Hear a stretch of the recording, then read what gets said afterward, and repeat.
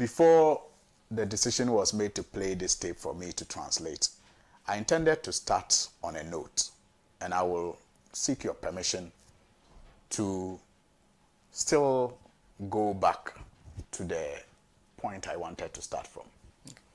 You know, this week, and I'm starting from there because it's not part of the topics. This week, something very, very, very, very serious has happened in court involving the Attorney General and Minister of Justice in the case involving the minority leader, Honorable Kufuor. It is a very, very, very dangerous thing that I pray that we do not sweep under the carpet. I pray that the people who matter, who care about this democracy and the rule of law and good governance will do everything possible for us to get to the bottom of this matter. The perversion of justice is the final blow that can be dealt this our democracy. Look, multi-party is the basis of every democracy. Multi-party is the basis of every democracy. But extreme partisanship corrodes democracy. It corrupts it like nothing else. And the Attorney General and Minister of Justice, by his conduct, by his words, by his deeds over the period, have demonstrated that level of extreme partisanship on many fronts. So much so that if this allegation against him is proven to be true, it will be in the interest of all lovers of democracy to distance him as far as possible from any political office. It is that excessive partisanship, Senna, that is putting our democracy at risk. It is the reason why we are having to even discuss the press conference that the minority leader held this week about the destruction that we are doing to our security service. Is that excessive partisanship that we are seeing displayed in almost every sphere of our lives. And so it is my hope that in the coming days we will pay attention to that allegation made by Mr. Japa in the witness box in court about how the Attorney General met him at odd hours, called him at odd times to persuade and if you like, coerce him to falsify testimony against the minority leader so he can secure a conviction. It shouldn't be taken lightly. So now that extreme partisanship is in the topic that you have presented for discussion. And if we do not deal with some of these things, we will continue that race to the bottom. Our democracy started quite well. It took a lot of toil, sweat, struggles, and it's actually a privilege for us to have the opportunity to sit with some of the people who led the struggle back in the day. I'm talking here about Ankwesi and others. To ensure that this democracy that we enjoy today was established. It took a lot of work. And that work, that sweat, the blood that was shed for this democracy to be established should not go in vain. But over the period, it seems that we have been in this hasty race to hit bottom with the democracy. Look, you can say I'm partisan, but it's a point I have made many times on different platforms, and I'm yet to hear a convincing counter. The NPP, the New Patriotic Party, began this race to the bottom in 2000 when they won the 2000 elections and started governance in 2001. And I'll give a few examples. Forget about my partisanship for a moment and tell me if the examples I will give are real or not. In our communities, in our various communities, we all knew who the contractors were. We all knew who the contractors were. We didn't have party contractors from 1992 to 2000. We didn't have party contractors. Everyone knew who did the road contracts or the drains or whatever construction had to be done. We knew them. I mean, in the northern region, for example, we had the Savannah construction, we had the Lidra construction, and Lidra, by the way, later became the vice president of President Kufuor. People didn't have any entitlements if they supported any political party. They just, out of the goodness of their heart, decided to either belong to CPP, to PNC, or NDC or NPP, or based on upbringing. They just chose parties that they wanted to support and work for. And that was it. No one supported the NDC in 96. And after the party won the 96 elections, he went around looking for auction cars. They didn't even know about them. Or went around looking for speed ramps to do. Or drains to dredge. Or weeds contract. No. All of that started after 2001, when even serial callers were allocated affordable houses and auction cars, and party contracts became the order of the day. People were given contracts, even if they didn't have a contract license, for them to look for others with the license to come and do and give them kickbacks.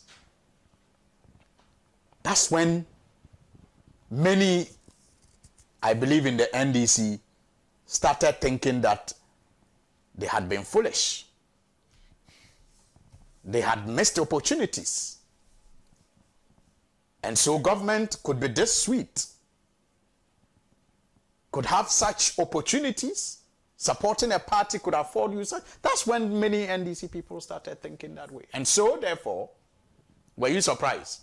I'm talking about the race to the bottom. So once that race began, were you surprised that in 2009, Professor Mills, with all his good intentions, struggled to raise the bar after it had been so dropped to the bottom? He struggled. His party chastised him for denying them certain opportunities.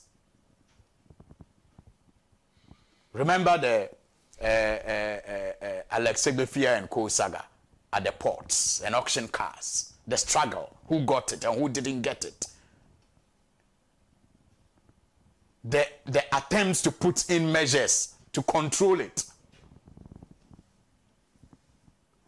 So the appetite had been developed by watching what the MPP did from 2001 to 2008. And so it became difficult to contain the appetite of the NDC members after 2009. Professor Mills did his best, and I'll give you another example. He managed to, against the wish of his party, allow district chief executives to stay in power for, I think, 3 months after he won, because he thought there was a need for a smooth transition. even though the NPP had chased almost every appointee of the NDC out of office in 2001. They didn't wait for handing over. They chased people out. Over 10 pickups. Seize cars. In fact, Professor Mills's wife, the late Professor Mills's wife, was put behind counterbar after they stormed his house to pick cars. But when he became president, God bless his soul, against the wishes of his party, he managed to tame the appetite to revenge and to take advantage like the MPP did. I mean, President Mahama took over and also tried to, stabilize the situation. You remember, even when he was doing his State of the Nation address, the evidence-based State of the Nation address, the people he pointed to as success stories based on his policy interventions, some of them were MPP chairpersons, because the message being sent was that, look, we are all Ghanaians, and if there are opportunities, we must all be given the level platform to access them. That was the message.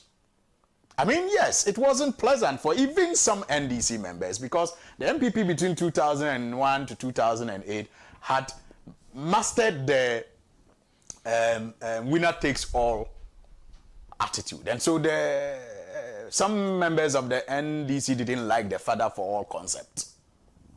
But Professor Mills and his prodigy, his mentee, President Mahama, held on. Yes, I mean, like I said, there were some... You cannot keep the goalposts thoroughly. You can only try, so they did try. And we thought that the one government that was going to take over from them would have also maintained that same effort. I mean, what do NDC young men and women tell their party leaders today? In fact, all of us. We will support you. But when you win and we come looking for jobs, don't be telling us that maths and English nonsense again. Because that was the order of the day under the previous NDC. And that is what I was saying. Trying to keep the goalpost. Trying to ensure that things are done right. And so you would have expected that the next MPP government, that's Nana Kufuor and Dr. Bawumia, would have also made the same efforts to improve upon the situation. But no. They opened the floodgates. And this is what we have. And that is the challenge for the next NDC government. And that's why I say, the more we ignore these things without dealing with them, the faster we hasten our steps towards destruction as a democracy. Because when we destroy all the institutions, the only thing left to be destroyed will be the democracy. Security. I mean, we all thought that there were some positions in this country that were constitutionally protected, had immunity, and the barriers that one had to cross to touch people appointed to those offices were such that it is better you don't even try to cross those barriers. So, for example, when President Kufuor appointed the Chief Justice, Madam Georgina Wood, even though the NDC in opposition and later in government 2009 to 2016 was not comfortable with her, they did nothing about it. In fact, petitions upon petitions were sent for her removal. Those petitions were not acted on. The assumption or the perception that she was MPP or MPP bias was known to many NDC people, including its leadership. But she had constitutional immunity, which was respected until she served her term. We thought same could happen with Bank of Ghana governor. We thought same could happen for the electoral commissioner. But the MPP took over and they have gone there. Now they have opened the floodgates. And so don't be surprised when you hear people in the NDC say, Jane Mensah will go. The precedent has been set. The precedent has been set. And it has been tolerated. So who are you to say, don't do it, if you also have the opportunity? Because it has been tolerated. So, like I said, you can think I'm being biased because I'm NDC. But these are things that have actually made it very difficult for the NDC, even with good intentions, to raise the bar whenever it takes over. Because an attempt to raise the bar, like in the case of the security, can you imagine, Senna? The opposition from within the NDC will face in 2025 when it attempts to streamline things. And we all know as citizens that it is in our interest that things are streamlined and opportunities are such that everyone will have an equal level playing field to access those opportunities. But we are witnesses to the corruption of the process in our time. And we are not even demonstrating against it. We are not even speaking up against it. In fact, we are looking for opportunities ourselves. So, this is about our national security. And it is being dashed to party secretaries' sons, organizers' daughters, chairman's sons. Well, maybe the next NDC government will have to create a balance before it begins to correct. Yeah. Because if you have flooded the police and the fire service with your sons and daughters, who, by the way, are also citizens and are entitled to the opportunity, and so it will be unfair to sack them. You can't even sack them. The law doesn't permit you to. But perhaps it will be fair for the NDC to also flood and create a 50-50. Yeah, so then we can all begin to talk correction. Because an attempt to do the right thing without creating that balance means the NDC loses favor with the people. Because then the perception is created as if the NDC doesn't like its own people. I have witnessed a situation where I was walking with a colleague member of parliament at the parliament car park. So I'm telling you this true story. Saw a lady approach.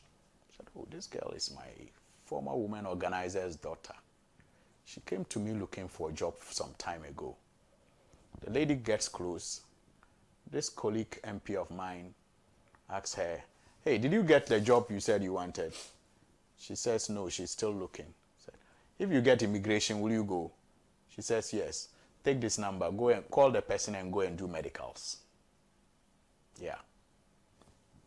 Life in front of me. That's how people are recruited. That's it. And that is why the NDC couldn't have chosen a better theme than Rescue Ghana. In every sphere of life, this country needs rescuing. The economic front, we need to be rescued. The country needs rescuing. The environmental front, the energy front, even the social front. We need to get our loins. At least for a moment, let me appeal to my brother. Let's diminish our differences. Yes, lawyer. I don't have any differences with you. No, you don't. We are united by the need for change. Oh, okay, you mean that, okay. But even within that unity for change, we may have different ways of pursuing that change. But my appeal to all lovers of democracy and patriots of this country is that we must diminish those differences for now. We must delimit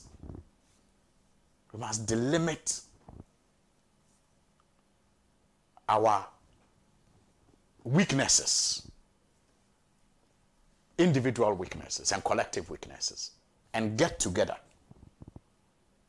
to get this nation wreckers out of office. And then we can begin to discuss among ourselves with good intentions how to bring this country back onto the road of growth. So the minority leader was spot on. The Interior Minister never denied that allocations have been given. I was shocked when he suggested that some minority, MPs or NDC people were also beneficiaries. Like, I was scandalized, to say the least, that was his defense. I was scandalized. First of all, as Interior Minister, I hope he understood the impact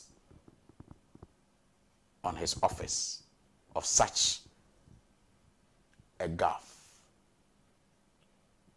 Intelligence is conducted on intelligence. And intelligence is gathered.